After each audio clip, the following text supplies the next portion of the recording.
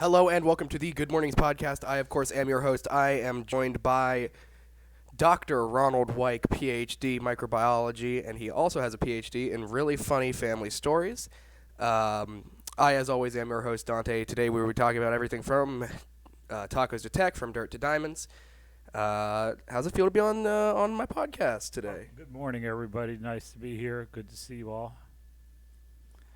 Let me tell you a quick story about some family history that you will not find in the history books.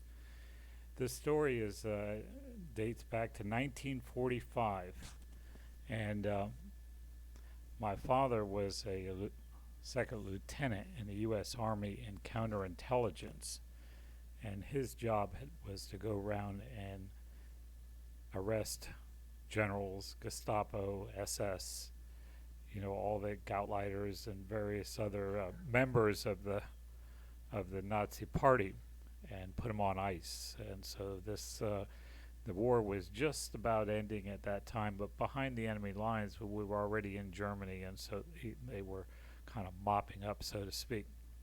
Well, they formed some prison camps around, and one of the largest was in Darmstadt, Germany, and they took over a kind of a base, but it was all in shambles. It had some wire around it, and one or two good buildings, one for the administration and one for the healthcare, and that's about it. The rest of it was tents, which they brought with them.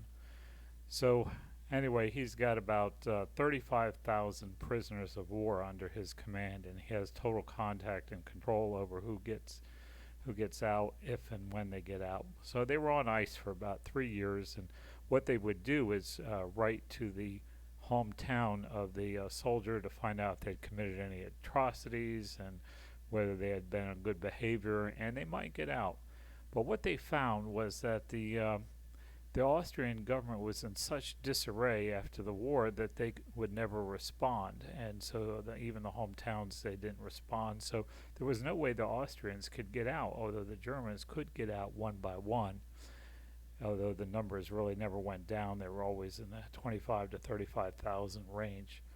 Well, he didn't quite think it was fair that the Austrians, due to the Anschluss, which was the absorption of Austria by Germany, it was quite fair that they could not get out even on good behavior. So what he did is he sent around a questionnaire to everybody in the camp to find out who claimed Austrian nationality. And turned out there was 1,800 of them. Well, what he did was he segregated them within the camp and set up a separate barbed wire enclosure with all the Austrians in the camp. And then he asked them if they'd like to be transferred back to Austria. Of course, everybody wanted to go because better to be in prison in Austria than in prison in Germany. So he ordered 22 2.5-ton American trucks. They had Polish drivers, and he had all the prisoners loaded on the truck, but before they left, he had a little platform there, and he says, well, what we're doing is we're taking you into Austria, and we're going to let you go. Well, they couldn't hardly believe it. They thought maybe they'd get shot on the way, but he did tell them that nobody would be getting off the trucks until the order was given where they would be shot. That's the way it was. So he put his sergeant in the front of the convoy, and the reason he had to be in front is you need an American Jeep. His sergeant was driving it, and when they got to the border with Austria, he needed to be able to communicate with the American MPs that were guarding the border. Well, meanwhile, the young lieutenant Martin Weik, he's back at the office waiting for the phone call that the MPs would make to call in and verify the order that yes, these prisoners were being transferred to Austria. So he's there and waiting and waiting and waiting, is sweating bullets because no call came in, and he figured, oh, they've gotten stopped, they're being arrested. He didn't know what was going on. So by 10 o'clock at night, he finally gets this phone call. Well, the sergeant was on the end. What took you so long, Sergeant? And he says, well, when our 22 trucks came, the U.S. convoy came up to the border, the U.S. MPs took a look at us, and they waved us right through. We didn't even stop. We barreled right through. We went into the outskirts of Salzburg in Austria, and by then the men were singing and laughing, and we opened the trucks and we turned them loose, and we told them to go home, take off their uniforms, the war was over. Well, they were so happy about that, but we couldn't just turn around and come back empty-handed because there might be questions at the border. So we waited a while, and then we turned the convoy around, and we headed back to the border. They waved us right through, and here we are back in Germany. Well, that was the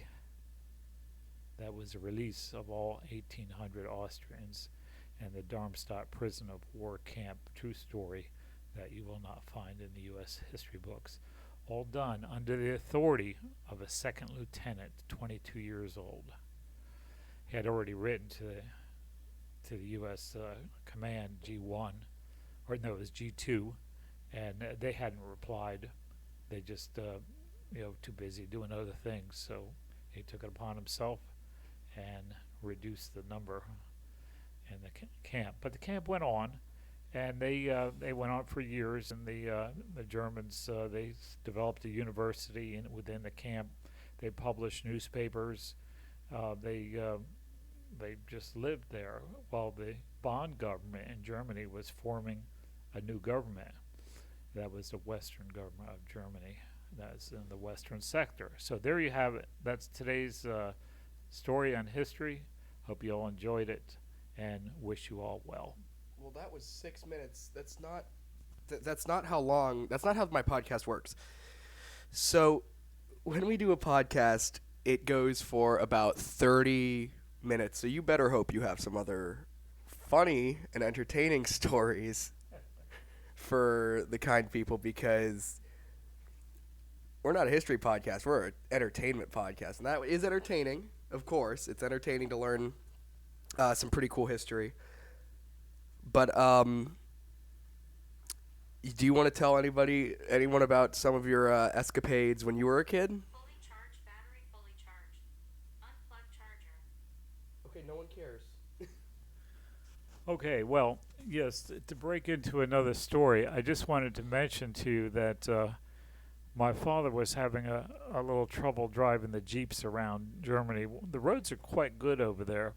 And the thing that he didn't like about the Jeeps is that they were a bit short. They were quite short, and he felt that they would tip over going around corners at high speed. Yeah, like when you go around a corner too fast into like an 18-wheeler or something. Yeah, exactly right. So he decided to have his Jeep fixed a bit. So what he did is he went and bought a U.S. Army surplus Jeep for $25. Because money was actually worth something. And he brought that back to the carpool there in the prisoner of war camp, and he had them cut off the back 2/3 of one Jeep and the front 2/3 of the other Jeep, and they welded them together with a longer drive shaft, and now he had a full-size, decent-looking base. Still a Jeep, still four-wheel drive, had everything that you would want in a Jeep. Did they make a 2/3 Jeep as well? 2/3 plus 2/3, that's what they had. They had a 4/3 Jeep. Yeah, that's what. Did they also make a 2/3 Jeep with the other extra parts? It's just a little short-ass Jeep, like 2 feet long. It's like a smart car Jeep. Well, the prisoners didn't have anything to do there. They were kind of bored, and so that was a really interesting. What will we do? Yeah. So just the opportunity to do something decent with their skills and try to hone their skills. So anyway, they're building this Jeep. Meanwhile, the camp newspaper initially it was called The Bridge, which is the bridge to freedom. And his idea was, the idea was that they would eventually get out. They ended up having to change that because the Allies hadn't made any decision about when and if they were going to be getting out of prison. Don't forget, these are all the SS and Gestapo. So they're in the prison, and they got this prison camp newspaper going.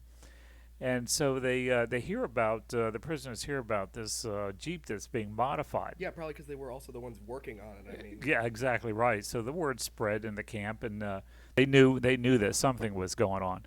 So in the newspaper, the next week, it was the paper was published by the Stars and Stripes. They had the ink and the presses to do it. So the Allies were publishing a newspaper, but it was a camp newspaper.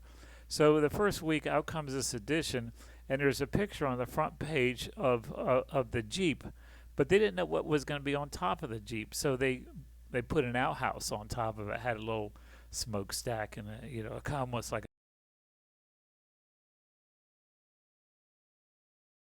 or something else. Because everybody was wondering, what was going to be on the top of this Jeep because it wasn't a standard Jeep. Well, he called the Jeep the big deal.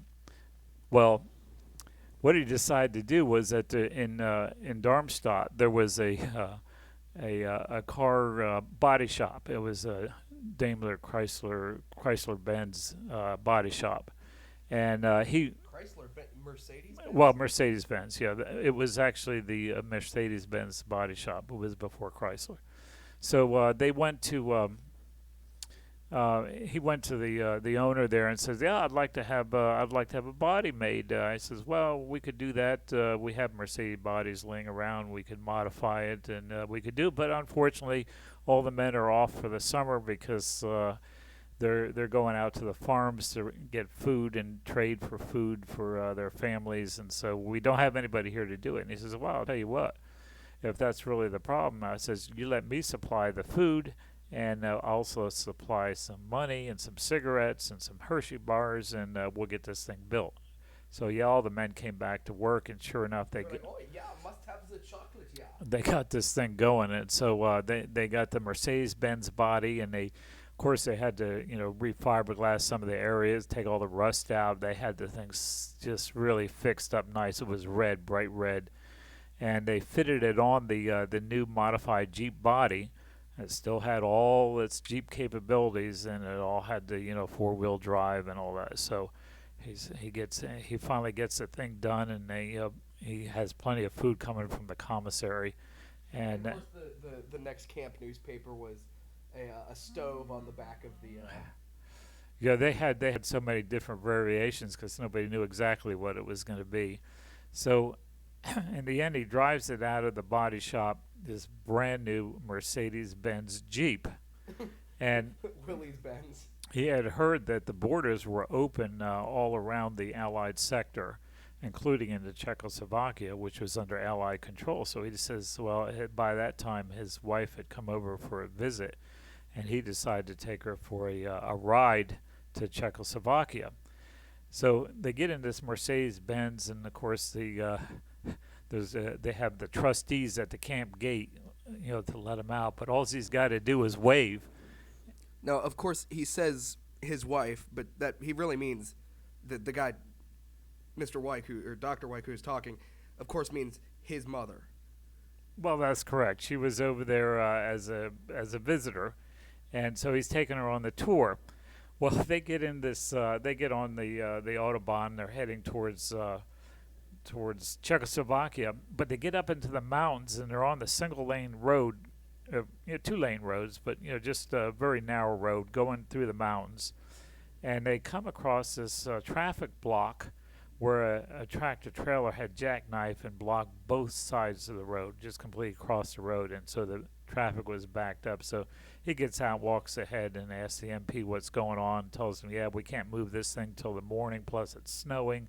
And it was slippery as can be, and everybody was told to turn around and go home. So he walks back a little ways, and he finds a place where, the snow's been plowed, but it's not too deep. It's only maybe a 2-foot embankment. Not too deep. And he decides, I think I'm going to go around this thing. So he very gently pushes the Mercedes-Benz bumper up against the snowbank, that was on the side of the road. The old Willys Benz. And he gives it a nice, gentle push. He didn't want to damage his car. And the snow gives way, and he heads out into the field. Well, everybody's just looking at him. What is this Mercedes-Benz doing driving across the field? Well, sure enough, he is driving across the field. And he's driving around the wreck, and everybody's running towards. They want to see what this thing is. Well, he makes it around the wreck. He gets back to the Gott in Himmel, was ist los? Das Willis Benz, ja. So he gets around, and all the people are running back to the road to meet this car coming back on. While he gets back on the road, right before the crowd gets there, he guns it towards Czechoslovakia, and off they go. So he did not spend the night on the road. He just made it on to Czechoslovakia, and they toured all over Europe, even up to up north, up into Sweden. Had a great time with that Mercedes, and that is the Willys Benz. yeah, the Mercedes Jeep. The Mercedes Jeep or the Willys Benz, whichever one. Yeah, that was a great episode. So if you all are interested in more stories like this, you can always pick up the book. It is out of print, but I noticed there's several used copies on Amazon. It's called The Young Lieutenant by Martin H. Weik, W-E-I-K. Good history story of eyewitness accounts of what actually happened. Right firsthand, yeah, right at the end of the war. When the war was just winding down, and all the he was in counterintelligence, and that was before there was a CIA. This is Army intelligence, and which might be kind of a misnomer if there is such a thing, but that is what they did, and they were responsible for pacifying the Germans. And really, surprisingly, the Germans were very pacified after the war. They did not rebel. They didn't commit sabotage. They accepted their loss, and they were starving anyway. It was a real cold winter. So. Okay, so anyway, that's. Oh yeah, I got to tell you one other quick story about. Dr. Weik, it's only been like. Okay, well then we have time for this story. We have plenty of time. We can go 30 minutes. We can go an hour. I don't care. So we went. My wife and I and my sister. With my father and my sister's son. Yeah, we went to Germany with my father on the 50th anniversary of when he left there. And he had already published a book, and the book had been published partly in German. At least the first couple chapters had been translated. So there was a big news item of him coming back to Germany because of the interest in the book, and so we had a dinner party with the mayor of Idar Oberstein, which is a small town on the near the river, and kind of an interesting little place. And he had spent some time there, and there's stories in the book about about that town. But anyway, here's the funny part: was that the mayor was when the war was going on, he was just a little kid. Now, the main thing that he remembered was Americans coming in with chocolate bars, and that's something they hadn't had. These are Hershey chocolate bars, and no kid in Germany had one, and Americans were giving them out. So he had very fond memories of that part. But he did remember a story about his grandfather, who he was very much against the Nazis, and he would not give the Nazis salute, and they were concerned that he would be arrested. And so, but he would never, ever give the Nazis salute. So finally, when the war was over, they bring him out. He goes out with the rest of the family, and they're going around looking at all the destruction of the cities. Darmstadt was leveled, and many of the other cities in Germany were totally leveled to the ground. So when he would look at all the waste and destruction of Germany, he would go, "Heil Hitler." There's your Heil Hitler. Are you satisfied now?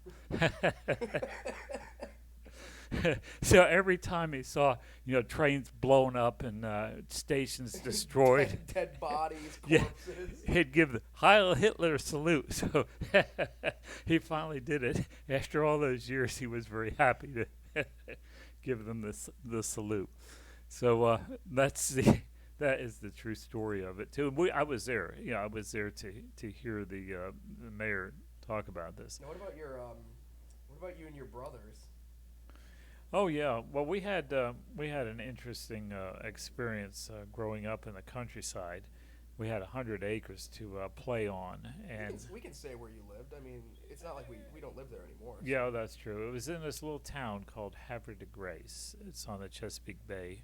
Beautiful town. If you're in the area. You should Seriously, stop in and see it. go for a visit. There's an amazing pop culture store called Washington Street Books, but they really focus on like Star Wars, Star Trek, all sort of like sci-fi. It's really a museum. It's actually a movie museum. Owner's name is John Clasavage. Absolutely, it's just amazing guy. Super super nice.